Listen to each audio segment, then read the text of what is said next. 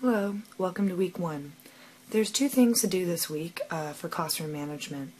The first one is to review the PowerPoint from Green Dot Schools, a Los Angeles-based public school community, a PowerPoint that I've amended from their professional development. A couple things about this PowerPoint that I like and I would like you to see.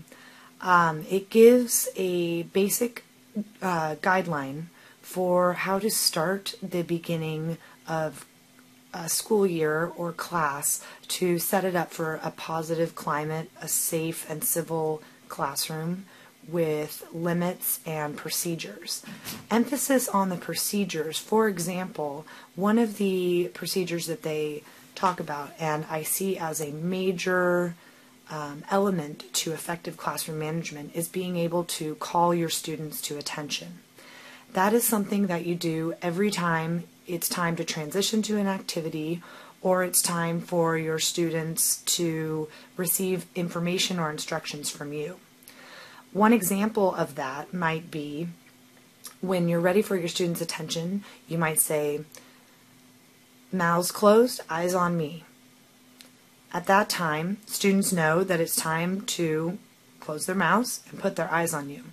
It sounds simple, but it's something that should probably be practiced in the first few weeks of school so that students know that that is your signal that you're transitioning from activities. Other teachers use hand signals, clapping, you should talk to your mentor teacher and see what they use. You may have observed it, but you might not notice that that is their transition technique. Second is this week's essential question. And this week's essential question has to do with defining classroom management. So classroom management is sort of a loaded term, and a lot of people have different opinions on what that may or may not mean. So what I'd like you to do today, or over the course of this week, is to discuss with your mentor teacher and your classmates about what their definitions of classroom management is, and then come up with your own individual definition. Post it in the community forum by Saturday. So this week will be Saturday, August 25th. And at that point, once everyone has posted their responses, by Wednesday, August 29th, I need you to go back into the forum and review and read a classmate's response and then respond to it.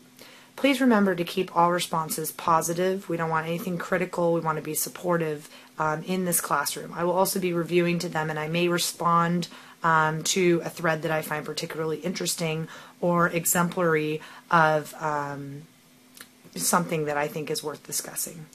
Thank you. Have a good week.